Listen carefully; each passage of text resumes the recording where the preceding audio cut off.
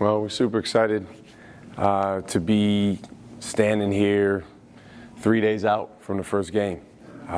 Starting tomorrow, we'll start our official preparation for Radford. Obviously, all summer, all fall, we've been preparing for this season. We've really been emphasizing a lot with our guys, focusing on the low-hanging fruit and controlling the things we can control to put ourselves in the best position to go after winning. Starting on Monday, but Monday's just a start, just the first game. There's a lot of examples of low-hanging fruit that we've shared with our guys, both on the court and off the court, that will help our team and the individuals on our team be successful. And I think our guys have been really, really receptive, and they've practiced with an intentionality about getting better at controlling what they can control. But now we go into the first game, and obviously the game setting is one that throughout the last several months you've been preparing for, but you haven't really been able to replicate ever since last March. So we're super excited about being out there in Fiserv Monday night, 7:30. To our fans, can't wait to be out there with you. Can't wait to reconnect in a basketball setting and see what our guys can go after going to do. From the standpoint of our team preparation, we've really, really emphasized taking on a defensive identity. I thought early in the year last year, we were up and down defensively. I thought particularly in our first couple games at home, if you think back to SIU, Edwardsville, New Hampshire, those were really close games because defensively we were not consistent enough. This is a different team, a new year, but our goal is to take on, every guy on our team to take on a defensive identity, and that doesn't take away from anything you do offensively. It's not football where you play one side of the ball, playing both sides, and in fact, the better we are on defense, obviously that leads to more opportunities on offense, and that impacts the other team psychologically with the way that we defend them. So I think our guys have been really bought in. We've had a very good preseason stretch of practice. We've had a very balanced group from the standpoint of every week we've had a different domino of the week. We've had a variety of guys that have led us in deflections and offensive rebounding and other areas that we emphasize. So now the exciting thing is going to be to see who can go out there on the court and translate it in the real game with the lights on. You played those two closed-door scrimmages because you said you wanted the better competition. Do you feel like you got what you wanted out of those two? We got good competition. We got a lot of good looks. We got a chance to play against different teams that do things a little bit differently than us. There's pros and cons of playing a scrimmage or an exhibition game. The biggest benefit of an exhibition is you're in your building with some of your fans, and you can really, really replicate close to the game atmosphere. The downside of playing exhibition games is you can't play another Division I team unless it's one of these charity exhibitions that some teams are doing, we may do in the future. But if you're playing a Division II team, a Division III team, you're not necessarily seeing, from a basketball standpoint, the quality of play and the level of play that you're going to see certainly with the schedule that we play. So we chose to play the scrimmages just because of the level. We felt like we could never get enough of a look at seeing our guys against other teams at our level. Zach, felt like he played pretty well against the bigger athletes at the Division I level. What did you see out of him in that kind of competition? Well, our biggest emphasis with Zach, as it's been with all of our guys, has been to press his advantages. Zach has to do what Zach does well and not get overly caught up in the things that he doesn't do as well. And the good thing with him, with all of our guys, is they all have a variety of things that they do well. We actually, over the summer, went through an exercise of everyone listing out their advantages that they can focus on and that Zach Reitzel can focus on. So what he does, he brings great energy. Defensively, he's all over the place, gets his hands on the basketball. He plays a lot of different positions for us. He can rebound. He's someone that is versatile. He can handle the ball. He's played point guard earlier in his career. So he can do a lot of different things and wear a lot of different hats. He's someone that's not going to be evaluated so much by necessarily exactly what it says on the stat sheet, beyond his impact on winning. When he was in the game, how did Marquette play on offense? How did Marquette play on defense? And as an experienced player, a winning player, that's a guy that we really, really need to add major value in that way. Tyler was talking about he spent the summer working on finding spots on the offensive end in hopes of getting that production on the scoring up. Were you able to see that in those two practices, with the scrimmages? Yeah, he's played really, really well offensively throughout the preseason. He's always going to be a great passer, and I think one of the challenges is when you can really, really pass the ball and create for others, well, when should I shoot? And it's a lot harder to make that discernment than it looks. And so for us, we've tried to help him understand, hey, these are the situations on the floor where you're going to be open, where it makes sense to take advantage of all the work you put in. With Tyler and with every player on our team, we emphasize trust your work. You've put in the time, you're a gym rat, you're someone that's gained confidence through your repetition. Now this is the most important time to trust it is in the game. So yeah, he's had some really good moments. I think he's still a work in process in terms of understanding all the times and all the ways that he can attack from a scoring standpoint.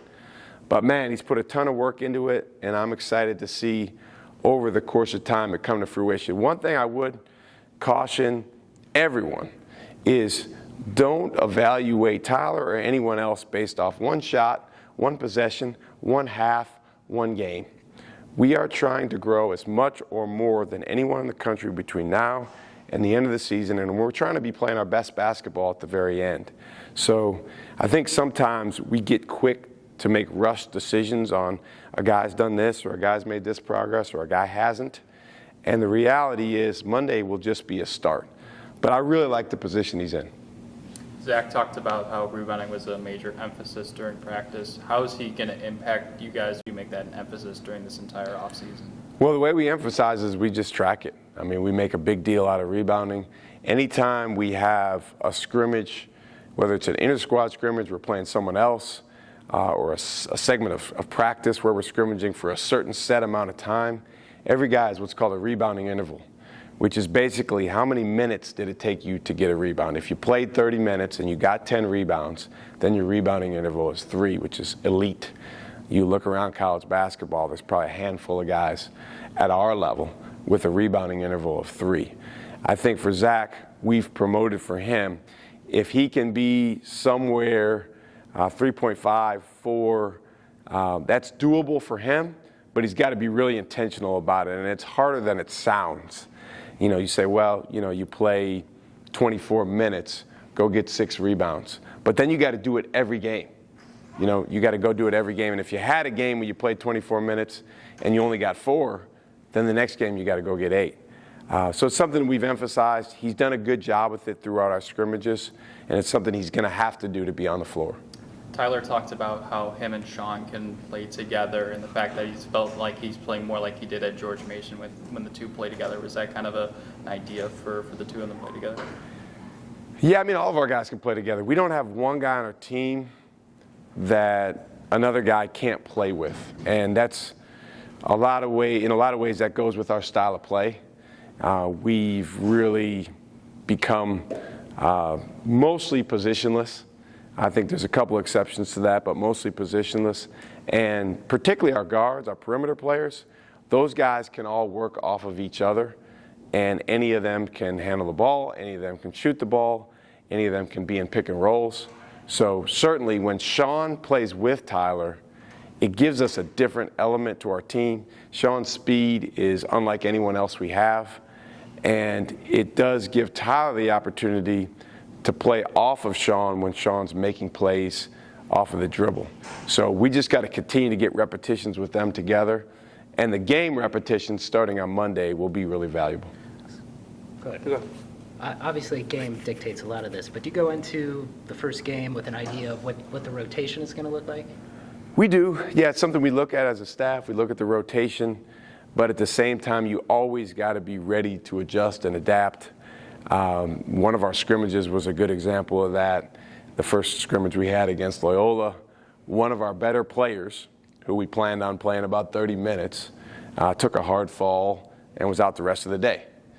And so immediately you adjust. So you got a plan, and you have to really adjust over the course of the game and understand the way the game's going, the way the game's being officiated, who's playing well, who seems to be bringing the best spirit to the game.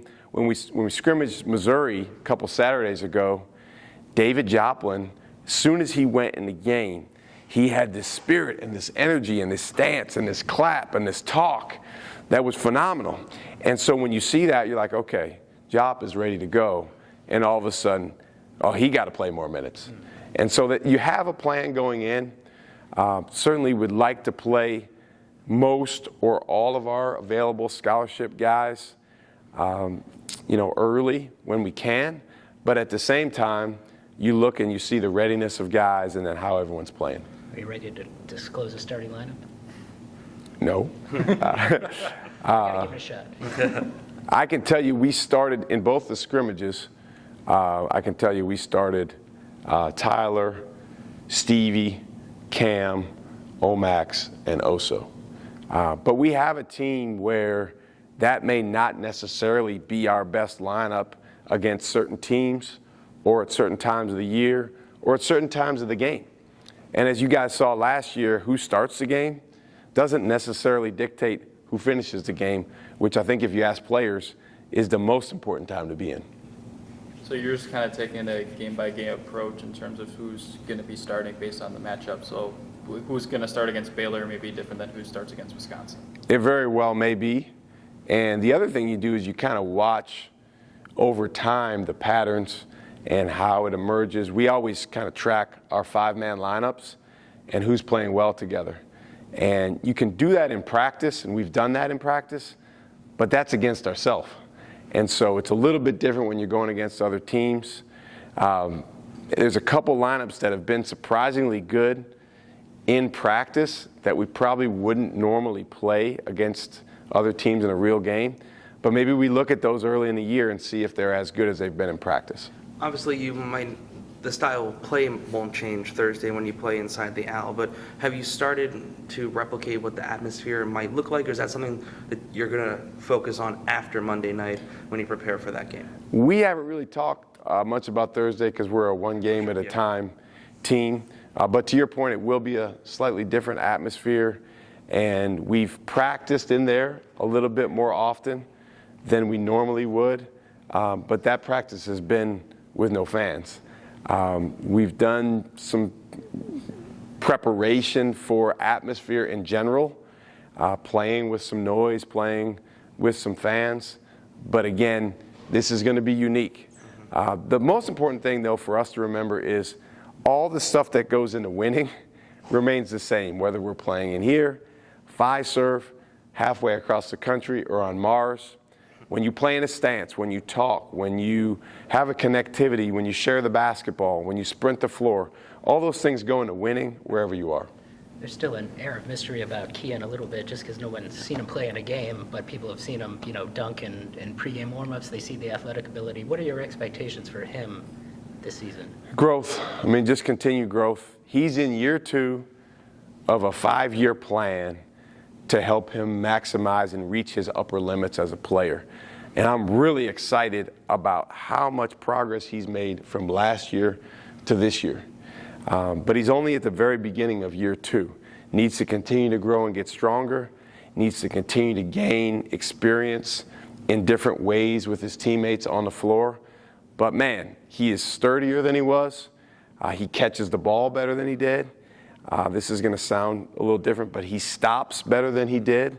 When you're that athletic and that quick, sometimes breaks are hard to come by because you're just so good at moving fast but not as good at stopping. So he's getting better at all those things, and he's rebounding better than he did. So, a lot of these games early in the year for our younger guys, hopefully it's an opportunity for them to get them some opportunity. This will be, just like with Ben, Chase, and Sean, the first time he goes in a game is going to be the first time he's played college basketball. So this is really the infant stages for him. But I'm really excited about, again, if you look at it from that 5-year plan, what he can become. We just had a conversation downstairs about attacking every hour of every day from an eating standpoint, because he works so much and he does so much in the weight room, but his metabolism is so fast that especially during the season, he's got to eat like crazy to kind of keep up weight-wise. With Omarion, I know he's debating if he wants to redshirt or not. For you, is there a timetable to see if he's going to take that redshirt season, or is it still seeing how his recovery is going to be by? Well, our plan when we talked about the surgery was for him to redshirt. He's done a good job. He's about 3 months post-surgery. His rehab's going pretty well, but he's still a ways away from being cleared to even run full speed or do anything, any type of basketball-specific activities live. So that's the plan as of now. Depending on when he comes back, we can kind of slowly but surely work him back into basketball activities, and then depending on what the doctors and trainers say, into live play and practice. By that point, we'll see where we are in the year. We'll see how he feels. But, kind of similar to what I said about Kian, I'm excited about his long-term future as a basketball player and as a person. The personal growth that he's made has been outstanding. I'm so proud of him. He looks different. He carries himself different. He talks differently. He interacts with his teammates differently. So I know that stuff isn't the same as points and rebounds and assists, but it's related. And if he can continue to grow in those areas as he gets healthy, he'll put himself in better position to play well. You guys had a team retreat a couple weeks ago in Wisconsin Dells. Can you give us some insight into what you guys do? What do you guys do during those sort of team bonding? A lot of team building, spend a lot of time together, do some fun stuff as a team, eat together. The guys did indoor water slides since we were at the Dells. They really enjoyed being together. We practice. But the most important thing on our retreat is when we kind of get connected and talk about our season and what we're going to have to do. So we spent some time talking about each player's role, each of their teammates kind of spelled out for them what we need from each guy in his role. We spent some time talking about the advantages that we have as a team and how we can most effectively press those advantages. And we spent some time talking about the threats to our season, like what could get in the way of us being the best we need to be, because I think it's important to be mindful of those things so that you can sidestep that stuff. Zach talked about how Joplin has kind of developed that desire to want to play defense. Where have you just seen that growth in him playing defense this year? Well, I think confidence. The biggest thing with Jop is confidence is much higher all around than it was last year, and that's particularly visible on the defensive end. Last year, he was just kind of holding on for dear life on the defensive end at this level, which is very understandable for a freshman. This year, he's got more confidence. He knows he can guard. The scrimmages that we played in, you could see he had an intentionality about, I want to be good on the defensive end of the floor. I want to take on a defensive identity. And the more he does that, the more he's going to play. And the more he plays, the more he's going to score, because he can really score the ball. He's gifted on the offensive end. He's put a lot of time into his conditioning, which is important. So very excited about his sophomore year.